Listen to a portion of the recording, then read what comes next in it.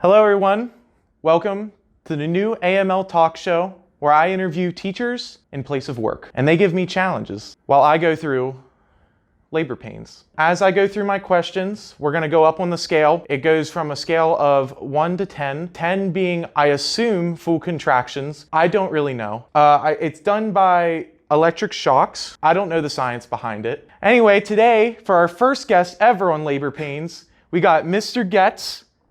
How are you today? I'm doing good, man. How are you guys doing? I'm good. So you're a new teacher this year, right? I'm a brand new teacher this year. Brand new. Yes, brand new. I don't have any previous connections with you at all. Mm-hmm. So this is the first time we're really meeting. Yep. And so what do you teach? I teach LSF government to 9th graders mainly, and U.S. history mainly to 11th graders here at Allegheny this year. Yeah. Gotcha. A little bit about me. I'm from this area, lived here my entire life. I went to Allegheny just like all of you. I graduated from the old school though, back in 2016. Played soccer for a few years, all 4 years for Allegheny, baseball all 4 years. I was a member of FBLA when I was here, and then after high school I made my way to FSU right up the road there. Played soccer a little bit for FSU. Soccer's a big part of my life, and then was lucky enough and fortunate enough to get a job locally around here. And here I am. Yeah, right here I'm on right labor here. pains. It's on 1 right now. I don't really feel anything. At first it's just going to feel like little electric pulses of shock. Let me make sure it's working at least. Okay, yeah, it's working. Your previous education, where'd you go to school? And Yep, so Allegheny here, of course, but then when I got to Frostburg, I originally wasn't in education. I started off at Frostburg, believe it or not, a semester in computer science. After a semester, that's all it took for me, and I realized computers wasn't my forte. So I got out of that real quick, and then I went into mathematics. I was always I always liked to think I was pretty good at math, and thought that would have liked to have been something that I would have liked to teach. And then eventually ended up changing it over to social studies after I was encouraged by a few of my professors at FSU, and then I always liked history when I was in high school. A lot of my sister teaches high school, so it's kind of in the blood in my family, and Gotcha. I love it. Love every day. So what are your favorite hobbies or sports or activities, maybe TV shows, movies, like just so we get to know you? I've been a big I like Star Wars. Star Wars has always been a favorite of mine. As far as TV shows go too, like I don't watch a whole lot of TV shows. I have Netflix, I have Hulu, a lot of them, but I never have a whole lot of time to like binge watch whole series. But some of my favorites, The Office. I'm sure Office is people great. like The Office. is great. And then also Parks and Recreation. That's a Similar great to show. The Office, yeah. Awesome show. I like those. I recently watched WandaVision. On Disney Plus, WandaVision? even WandaVision was really good. I like the Marvel movies. You, The main thing I do is just staying active. Try to go on runs every day after work. I help coach the baseball team here, so that's keeping me busy right now. And before baseball, of course, I help coach soccer. Here we go, up 6. What made you want to teach history? What is your favorite part about history and why? Just what my favorite part of history, you asked?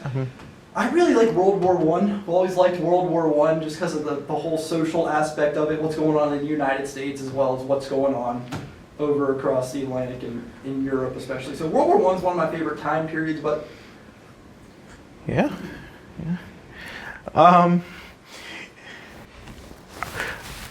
How was your first year teaching during COVID affected your overall mindset?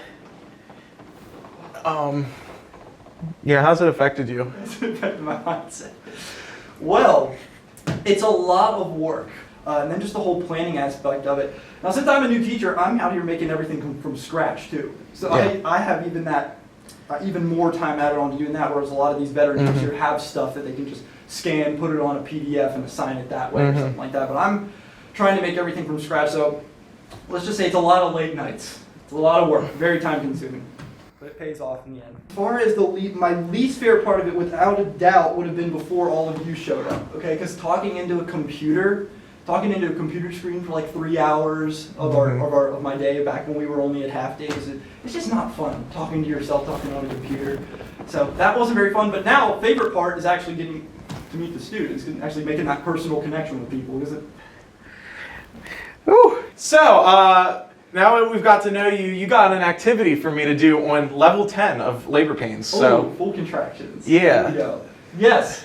So, I try to make this as simple as possible. Gotcha. I want to see if Dre here how many U.S. states? How many of the 50 U.S. states he can name for me? Okay, so I got a map here for you.